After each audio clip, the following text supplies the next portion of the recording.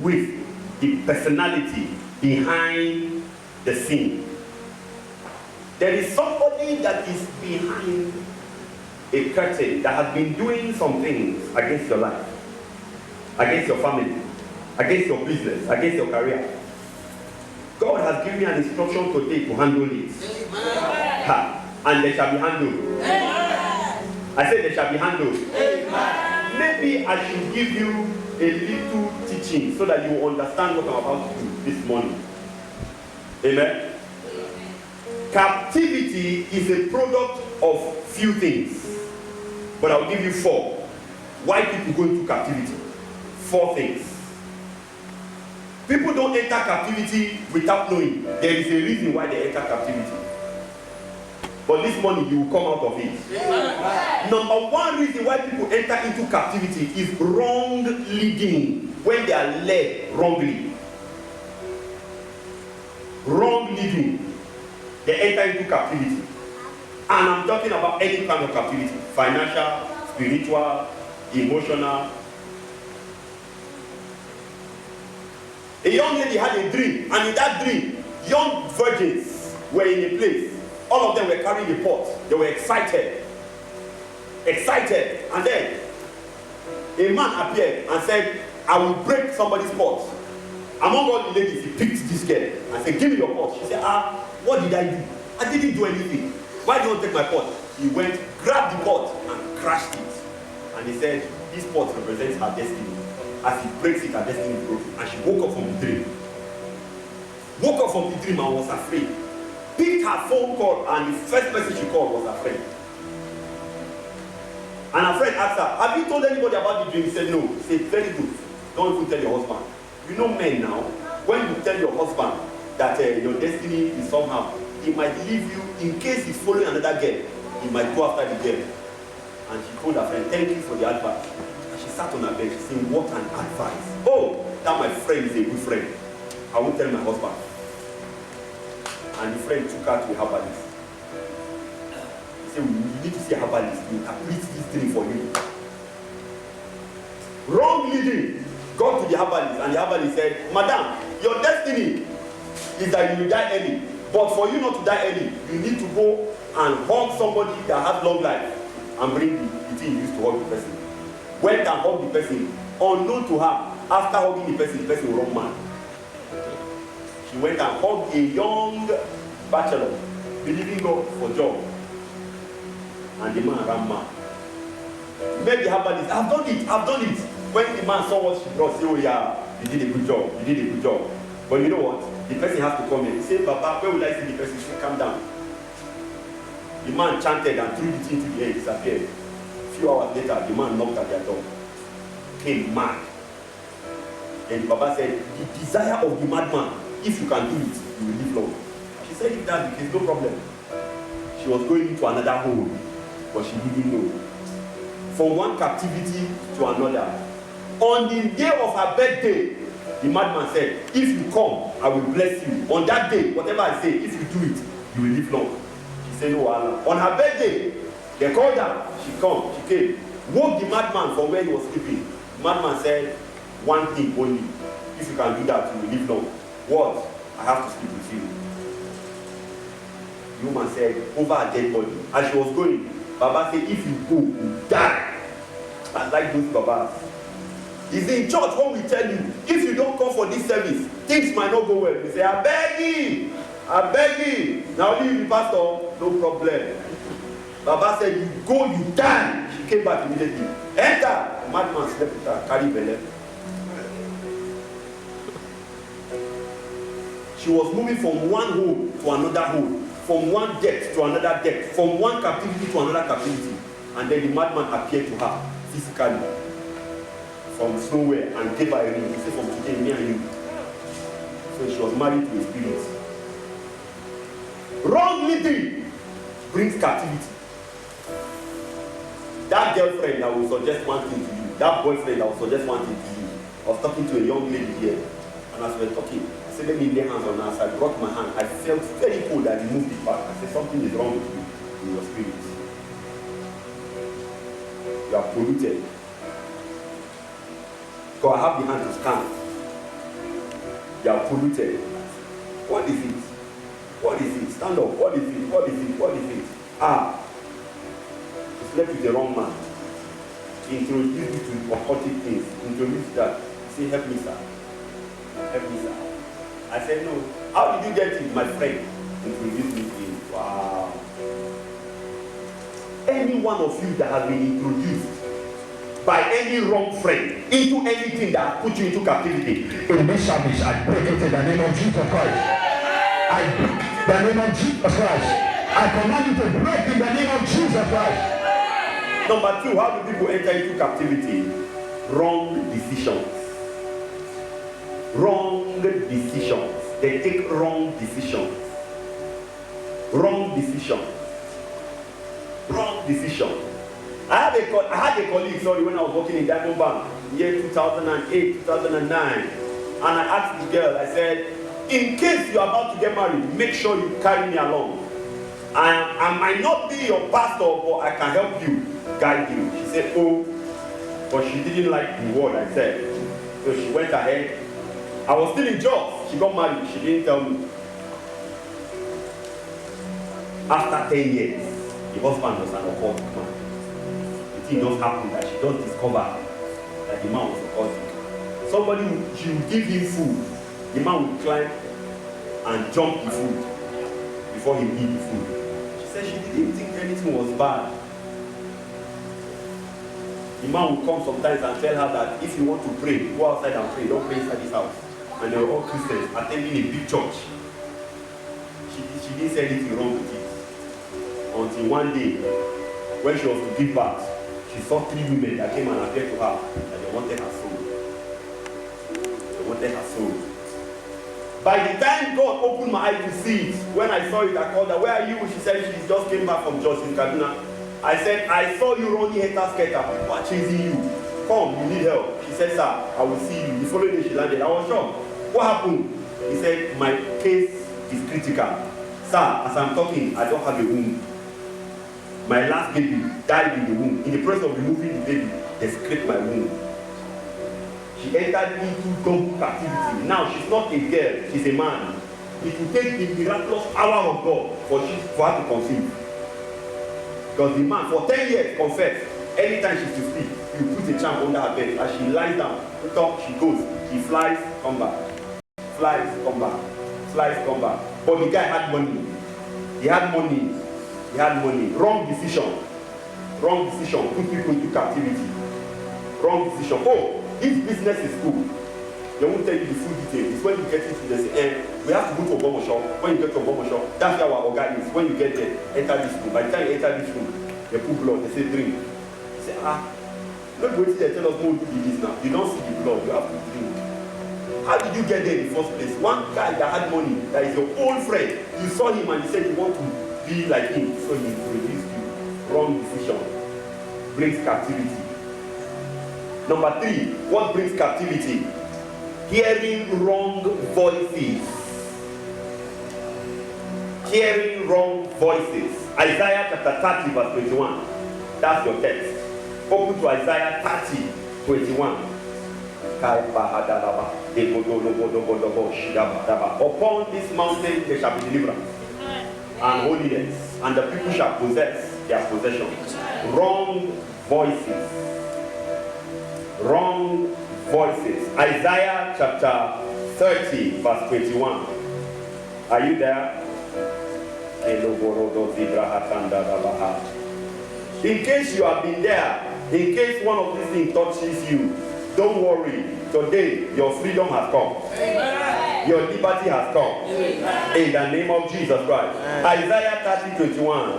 And your ears shall hear a word behind it, saying, this is the way, walk in it. Wrong voices. Every one of you looking at me here hears voices. Yes, all of you hear voices. That meat you stole when Christmas was coming in your mother's house, when you were small, a voice spoke to you. That pen you stole, a voice spoke to you. That person you dated that frustrated your life, a voice spoke to you. Coming to grace and truth, a voice spoke to you. But there are people that the wrong voice has been controlling their lives, and is still controlling their life. Pastor, you said that we should pay tithe. I said yes. But something is telling me I shouldn't pay tithe. It's a wrong voice. God can never tell you not to pay tithe. In case you don't believe me, ask the word. Ask the Bible. God is not a man that should lie. Pastor, I wanted to come to church, but something told me I shouldn't go out today. That thing that told me is the devil. Can't be God. But when you want to go to club, nothing will tell you not to go to club. Nothing will tell you. When you want to go to a man's house, nothing will tell you not to go. Even when the thing is telling you don't go, you say, I bind you, Satan. It's not Satan, it's God. Hearing wrong voices brings captivity. Then the last one for today, manipulations bring captivity. And that's what I want to dwell this morning. Manipulation brings captivity. Most of the believers in church are manipulated. Morning manipulated, afternoon manipulated, evening manipulated. When you see any time good thing is about to happen to you, you always misbehave. You are always absent. You are always doing the wrong thing. You are under manipulation. The day that they say they want to anoint everybody in church, that day you will not be in church. You are under manipulation. And I mean, you are under manipulation. You that you are thinking, so I'm under manipulation. Is you on talking? The day that they say, come to work, otherwise they will sack, nothing can stop you from going to work. No rain, no storm, no weather, no flood, no air fight, no lack of keke, no lack of machine will stop you. But the day they say, this day we are taking the communion for preservation, that day you will not be in church. You are under manipulation. Everyone, because they know when you come, you get your freedom. So they say, instead of you going there for freedom, we'll give you excuse. That day you will sleep, enter 9 o'clock. Then when you wake up, say, time has gone. We'll go next Sunday. Forgetting that there are days and there are days. There are days and there are days. Jeremiah chapter 7 verse 23. Jeremiah 7:23. Let's read something there. For those that don't know that they are under one manipulation or the other, or under hearing strange voices, wrong decisions, doing things that they feel, oh, I'm in charge, but they don't know you are not in charge. You are not in charge. Somebody is in charge. Somebody is behind. Are you there? Verse 23. But this thing command I them, saying, obey my voice, and I will be your God, and ye shall be my people. And walk ye in all the ways that I have commanded you, that it may be what? Well unto you. Verse 24. But they hearken not. They say, but that is bad. But that will be more than a pastor. We will not follow what he's saying. I have a mind of my own. What does it mean? What is he talking about? He doesn't know anything. But they hearken not, nor incline their ear, but walk in the counsel and in the imagination of their what? Evil heart. What's the consequence? And where did they go? Anytime you see a man go backward, he's walking in the imagination of his evil heart. Because God will never leave you when you go backward. Manipulation. Anytime you see a believer challenging people in church that I did this in church, they say I should do it, I did it. They say make I sleep, I sleep. They say make I do wash, I do wash. They say make I clean, I clean. They say make I pay time, I pay time. Until they change. He has entered into the evil imagination of his heart. Manipulation is after that person and he's going for destruction. Who are you to challenge God? God, I have cleaned your house. Up to now, you have not cleaned my life. I have given tithe. Up to now, nothing is happening in my life. Who are you to challenge God? How much have you given? What have you given? Have you given up to Abraham? Have you given up to Jesus? What have you done that somebody has not done 100 times what you have done? So by the time you enter in, instead of humbling yourself, anytime pride enters the man, destruction comes. That's what Proverbs said. Pride comes before destruction. But today, your liberty has come. Amen. I say your freedom has come. Amen. Listen to me. From the beginning, God created you to live a super abundant life. From the beginning, God created you to live a super healthy life. God designed you to live a super glorious life. That is who you are. That is who God made you. And that is who you end in the name of Jesus Christ. Your amen is too weak. But at the garden, what happened? Open to Genesis chapter 3 verse 1. What happened in Genesis chapter 3 verse 1? Look at what happened. The superman that God created, the glorious man that God created, the destined man that God created. What happened in Genesis chapter 3 verse 1? Quickly, open to it.